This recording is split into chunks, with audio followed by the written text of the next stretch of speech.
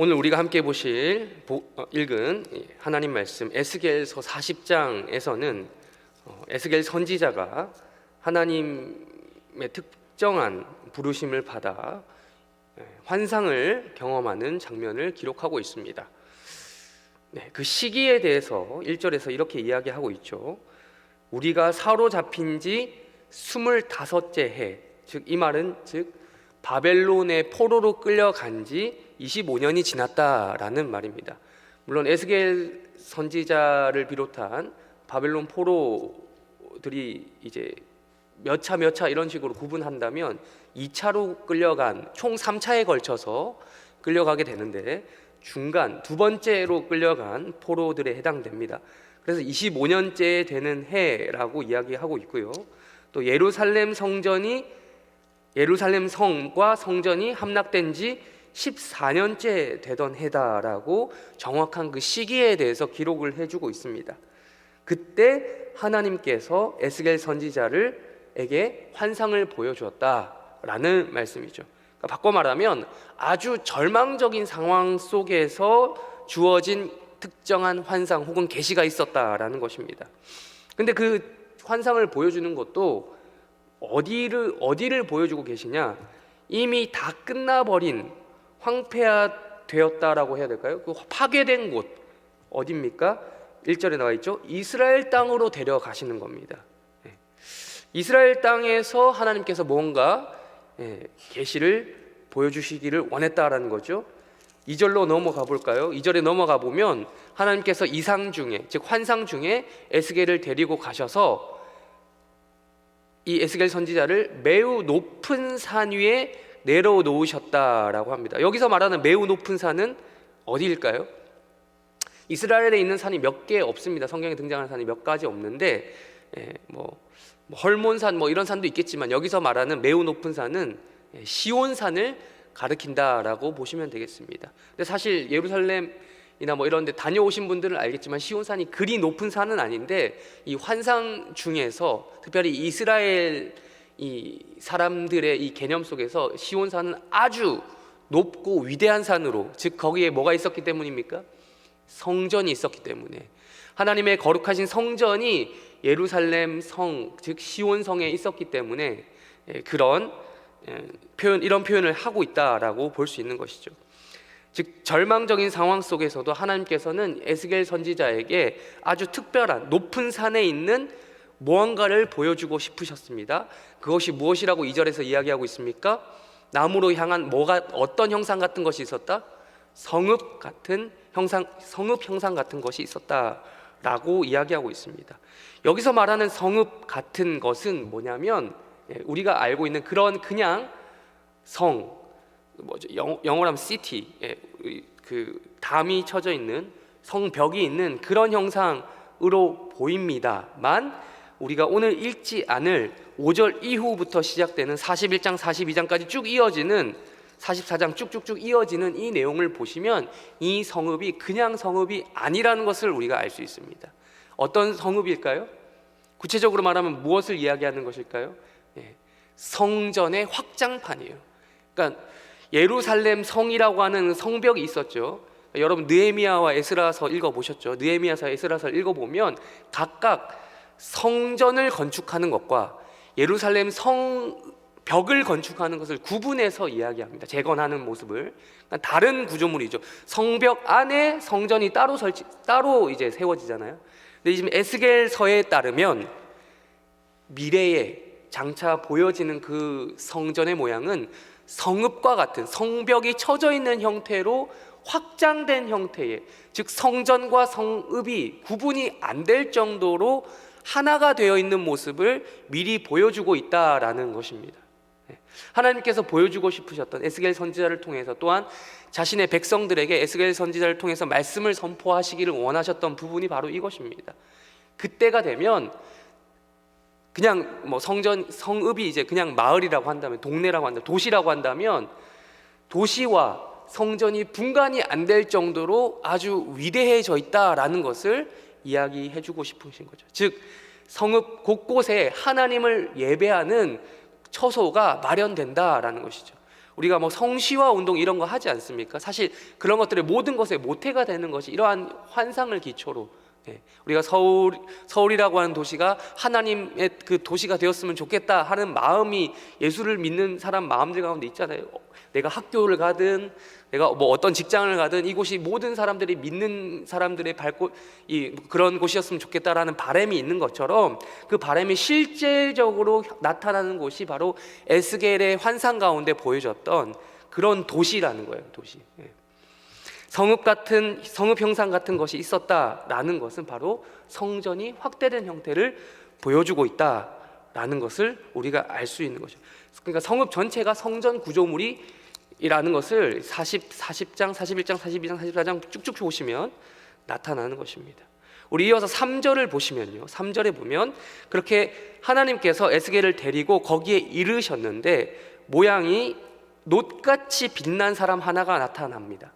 놋같이 빛난다. 놋그릇, 그러니까 요즘 기준으로는 빛난다라고 하면 뭐 어떤 비유를 들 때 뭐 다양한 뭐 여러 가지 빛나는 종류가 많겠죠. 근데 그때 당시 옛날에는 놋그릇이 정말 빛이 났나 봐요. 놋그릇을 반딱반딱 닦으면 빛에 반사돼서 빛나잖아요.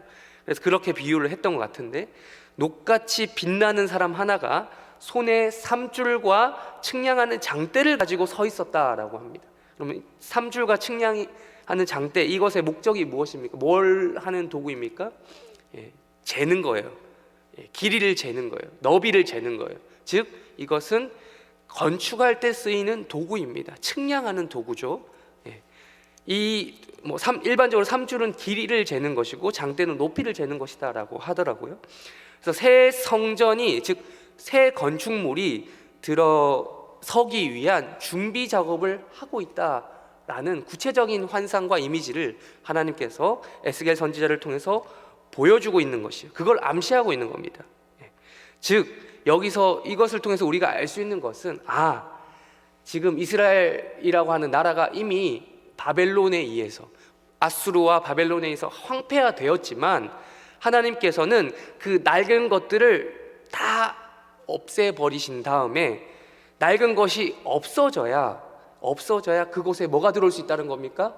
새로운 것이 들어올 수 있다라는 것을 또한 이야기해주고 있다라는 것을 우리가 알고 있는, 낡아버린 이스라엘 땅, 우상 숭배로 황폐화되어 버린 그 땅을 하나님께서는 밀어버리시고 거기 재건축을 하시는 거예요. 우리 해림교회 성도들 이제 벌써 이 새 성전에 들어온 지 7년, 거의 6, 7년, 8년 정도 되어 가는 것 같은데, 물론 저는 그 이후로 사역을 시작했습니다만, 구성전, 지금도 구성전 쪽에서 오시는 분들 있으시잖아요. 구성전 그 자리에 뭐가 들어섰습니까? 지금은 다른 빌라가 들어섰잖아요. 그런 것처럼 그런 구성전 부지에 우리가 추억은 갖고 있지만 그렇다고 우리가 구성전에 매여 있을 수 없었잖아요. 그래서 우리가 이 미사의 망월동, 성내동에서 미사 망월동에 이렇게 새 성전의 영광스러운 모습을 우리가 찾으며 시간을 보내고 있습니다. 근데 이것도 여러분, 우리 담임 목사님께서 종종 이야기하시는 거지만 이것도 가면 얼마나 가겠습니까? 길어봐야 100년 아니겠습니까? 요즘 건축 아무리 훌륭해도 100년 이상 가는 구조물이 많이 없잖아요. 재건축도 언젠가는 50년이 지나고 몇십 년이 지나면 재건축 이야기가 언젠가는 나올 것입니다. 근데 이런 것들이 낡아버릴 수 있다는 거죠. 새 성전도 마찬가지. 그러나 우리가 바랄 수 있는 그 새 성전은 무엇이라는 겁니까? 성경 말씀을 통해서 보면 하늘에 있는 그 성전, 그것에 대한 환상을 하나님께서 보여주시고, 하나님께서 이 미사 성전을 통해서 하늘나라에 있는 그 성전을 보여주고 싶으셨듯이 계속해서 하나님께서는 단순히 그냥 이 이스라엘 땅에 새 성전이 들어설 것이다, 그래서 실제로 바벨론 포로로 돌아오고 나서 스룹바벨 성전이 지어지고 또 나중에 헤롯에 의해서 헤롯 성전이 지어지지만, 예수님께서 그 성전에 대해서 뭐라고 표현하셨습니까? 그 성전도 어떻게 된다? 새롭게 지어진 화려하게 건축된 그 성전도 어떻게 된다? 언젠가는 무너진다라고 이야기를 하셨고, 무너질 자기 몸을 가리켜서, 예수 그리스도의 몸을 가리켜서 어제 우리가 설교 들었듯이 깨어진 향유 옥각과 같은 자신의 몸이 무너질 그 몸을 가리켜서 성전이다라고 이야기하셨잖아요. 우리는 새 성전의 영광을 이곳을 통해서 하늘나라에 있는 그 성전을 바라보아야 한다는 거예요. 우리의 육신도 마찬가지 아니겠습니까? 예수님의 몸이 성전이, 자신의 몸을 가리켜서 성전이라고 말씀하신 것처럼 우리의 몸도 교회다라는 표현을 바울은 하잖아요, 신약 성경에서. 마찬가지로 우리의 몸도 낡아지고 있습니다. 길어봐야 100년짜리 구조물이에요. 100년짜리 구조물인데 우리도 새롭게 되기 위해서는 어떻게 해야겠습니까? 새 건축물이 우리 안에 지어져 가야 된다. 지어져. 옛 장막집이, 바울의 표현이 고린도후서나 이런 데 보면 나오죠. 옛 장막집이 무너지고 부활의 몸, 영원한 하늘의 영원한 집이 우리 안에서도 세워져 가야 돼요. 그걸 바꿔 말하면 천국 소망 아니겠습니까? 세워져 가야 된다는 거죠. 이 하늘 장막이라고 하면 계시록에 나오는 표현인데 하도 좀 신천지나 이런 이단들이 많이 써가지고 쓰기 불편한데 아무튼 정말 좋은 표현입니다. 하늘에 있는 그 장막을 우리가 바라보기 위해서는 반드시 우리 옛 장막이 무너져 가야 된다. 간단하게 적용을 해봅니다. 이 말씀. 우리는 이 절망 속에서도 이 교회에 주어진 하늘의 영광스러움을 찾아가야 한다는 것입니다. 우리 해림교회를 통해서 우리가, 이 지상교회잖아요, 해림교회. 지상교회에 대한 연약함이 분명히 있습니다.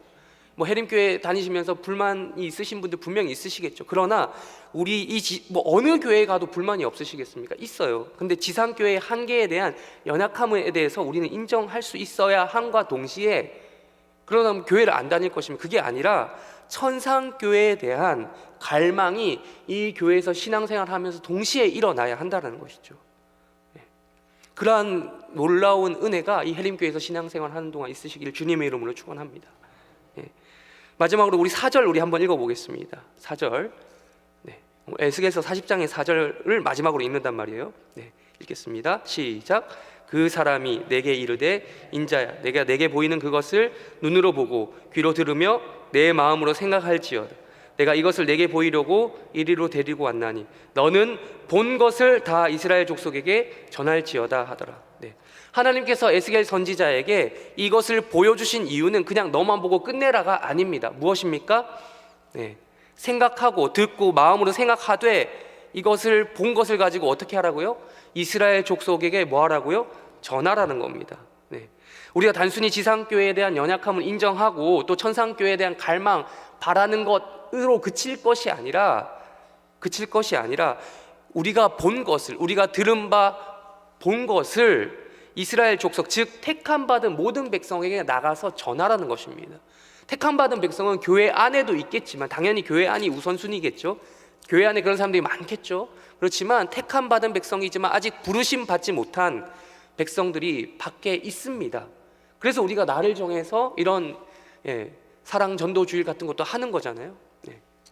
그것을 전하는 인생 되시기를 주님의 이름으로 축원합니다. 누가 택함 받은 백성인지 모르지 않습니까? 그렇다고 해서 전도 안 한다는 식으로 결론을 내리는 것이 아니라 복음을 전하는 인생, 에스겔과 같이 이런 영광스러운 교회의 영광스러움을 경험했다면 미래에 바라볼 그 천상교회를 이 해림교회 안에서 누리기를 원하신다면 우리는 나가서 이 보고 들은 바를 전하라는 거죠. 에스겔 선지자와 같이 이렇게 전하려고 노력했던 또 다른 한 사람에 대한 이야기만 우리가 찾아보고 마치려고 합니다. 우리 오늘 또 다른 날주 본문인 빌립보서 1장 말씀입니다. 바울의 이야기입니다. 빌립보서 1장 우리 먼저 7절 읽겠습니다.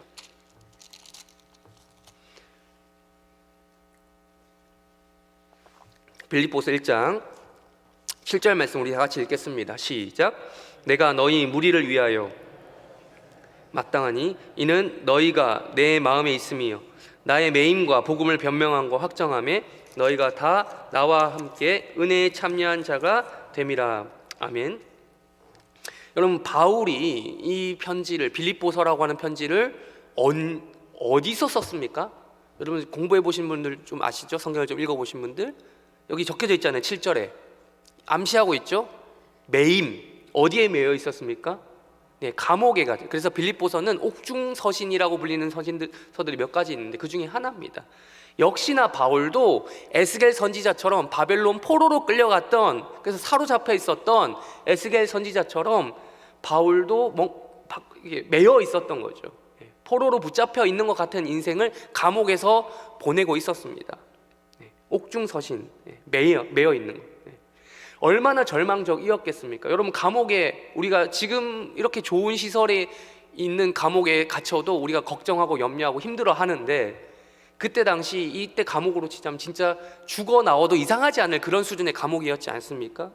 그런데 이런 곳에서도, 절망적인 상황 속에서도 바울은 붙잡는 게 있었어요. 그것 때문에 오히려 더 뭐가 변명함과 확정하게 되었다? 복음이요, 복음이. 나의 이 매임 때문에 복음이 더욱더 드러날 수 있어서 좋다, 내가 더욱더 은혜에 참여하게 되었다라고 이런 고백을 내놓고 있는 거예요. 여러분, 바울, 빌립보서잖아요. 빌립보서, 여러분 빌립보 교회 하면 생각나는 거 사도행전에서 없으십니까? 바울도 분명히 에스겔이 환상을 봤던 것처럼 바울도 환상을 봤습니다. 환상을 보고 마게도냐 사람이 와서 이리로 넘어오시오 해서 넘어간 거예요. 거기서 만났던 첫 번째 교회가 빌립보 교회입니다. 빌립보 교회예요. 그 빌립보 교회에 편지를 보내는데, 감옥에 환상을 봤으면 여러분 생각해 보십시오. 우리가 일반적으로 환상을 봤다, 계시를 받았다 하면 우리의 인생이 펴야죠. 펼쳐져야죠. 펴져야죠. 굽었던 인생도 펴져야 되는데, 그게 아니라 인간적인 눈으로 볼 때는 바울의 인생은 오히려 더 구겨져 가는 것 같아요. 감옥에 들어가는 거죠. 환상을 봤으면 좀 인생이 펼쳐져야 되는데 그게 아닌 거죠. 절망적인 상황입니다. 근데 바울은 오히려 이 부분을 이렇게 이야기합니다. 우리 12절 읽겠습니다. 12절, 1장 12절 시작. 형제들아, 내가 당한 일이 도리어 복음 전파에 진전이 된 줄을 너희가 알기를 원하노라. 여러분, 자기가 당한 일이 뭡니까? 지금 감옥에 갇혀 있는 거예요. 매여 있는 거예요. 근데 그게 어떻다고요? 복음 전파에 진전이 된 줄을 알기를 원한다라는 거예요. 이거는 바울의 사고방식 자체가 범인과는 다르다라는 거예요. 근데 바울만 그러라는 게 아니라, 바울이 지금 이런 걸 적고 있는 것은 이것을 읽는 모든 성도들이 그러했으면 좋겠다라는 거죠.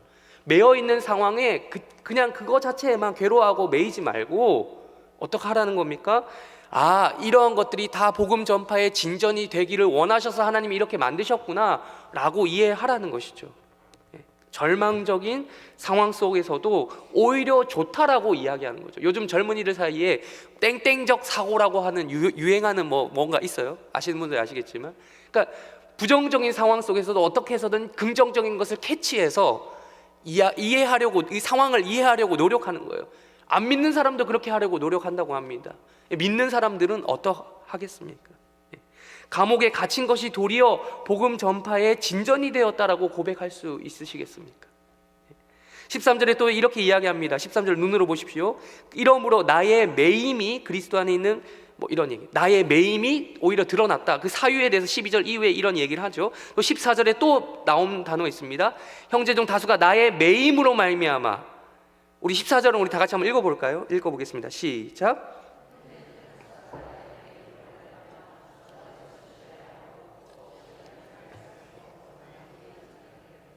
네, 형제 중 다수가, 그러니까 바울이 오히려 좋아라고 이야기할 수 있는 이유가 뭐냐면, 자신의 매임으로 말미암아 뭐가 어떻게 전파되었다고요? 하나님 말씀이 더욱 담대하게 겁 없이. 그러니까 이게 뭘 이야기하냐면, 17절 읽어보실까요? 17절 읽어보시면 알 수 있습니다. 17절 읽겠습니다. 시작. 그들은 나의 매임에 괴로움을 더하게 할 줄로 생각하여 순수하지 못하게 다툼으로 그리스도를 전파. 그러니까 빌립보 교회 성도들이 바울이 감옥에 갇혔다는 소식을 들었어요. 근데 이게 바울의 그러한 표현이 그런 건지 진짜 그런 건지 모를 정도로 좀 이상합니다. 왜냐하면 바울이 감옥에 갇혀 있다는 것을 듣고 잘됐다. 바울이 감옥에 갇혔으니 더욱더 예수님을 전하자라고 했는데, 이게 경건한 동기에서 나왔다는 게 아니에요. 바울이 감옥에 갇혀 있는 것에 괴로움을 더하게 하려고, 즉 예를 들면 예수님을 전하는 게 불법인데 전하다가 잡히지 않습니까? 잡히면 너 누가 시켰어? 하면은 감옥에 있는 바울이요, 이렇게 얘기한다는 거예요. 그렇게 얘기하면 누가 피해를 입습니까? 바울 핑계를 대면 바울이 피해를 입는 거예요. 근데 바울은 그 소식을 듣고도, 물론 진짜 괴로움을 더하게 하려고 한 게 아니라 잡혀서 변명하다 보니까 그런 얘기가 튀어나왔겠죠. 불법인데 그때 당시는 예수님을 전한 게 불법이었는데 그것이 했으니까, 잡히니까. 근데 바울은 그것을 나름대로 자신의 신앙적 세계관으로 사고 방식으로 이해하기를 오히려 좋은 거다라고 이야기. 어쨌든 전해지는 것은 누구라고요? 예수 그리스도다라고 이야기하고 있는 것입니다. 이런 바울이 어쩌면 바울을 이렇게 좀 속된 말로 매기려고 한 건데 아니게 된 거예요. 바울은 그렇게 생각하지 않는 거예요.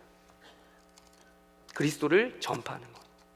바울의 관심사는 그거밖에 없는 거예요. 복음이 전해지는 것. 복음이 전해지는 것. 우리 20절과 21절 읽겠습니다. 마지막으로 읽겠습니다. 바울의 관심사가 무엇인지 읽겠습니다. 시작. 나의 간절한 기대와 소망을 따라 아무 일에든지 부끄러워하지 아니하고 지금도 전과 같이 온전히 담대하여 살든지 죽든지 내 몸에서 그리스도가 존귀하게 되려 하려 하나니 이는 내게 사는 것이 그리스도니 죽는 것도 유익함이라. 바울의 관심사는 자신의 죽고 사는 문제 그 자체에 있지 않았어요. 우리는 오늘 하루를 시작하면서도 죽고 사는 것에 관심을 둘 수밖에 없는 인생이에요. 아마 오늘 하루도 그렇게 살 겁니다. 뭘 먹을까가, 뭘 마실까가 다 그거 문제 아니겠습니까? 근데 바울의 관심사는 살든지 죽든지, 살아도 좋고 죽어도 좋은데 중요한 것은 그리스도의 이름이 내 안에, 그리스도가 내 몸에서 존귀케 되는 것이다 라는 겁니다. 이러한 복된 인생 오늘 하루에 살 때 조금이라도 사시는 그런 은혜가 있기를 주님의 이름으로 축원합니다. 네. 나아가 내 몸에서 그리스도가 존귀하게 되려 하나니를 이렇게도 적용해 볼 수 있는 것 같습니다. 내 몸, 그리스도가 이 교회를 가리켜서 내 몸이라고 하셨듯이 우리 교회에서도 가장 존귀케 되는 존재가 누가 되어야 합니까? 예수님이에요. 예수님께서 가장 존귀케 되는 방식이 무엇입니까? 예수님의 이름이 알려지는 거예요. 바울이 원했던 것처럼 예수님의 이름이 증거되는 것입니다. 바울이 왜 이런 고생을 당했습니까? 아까 말씀드렸죠, 앞에서 복음이 전해지는 것 때문에요.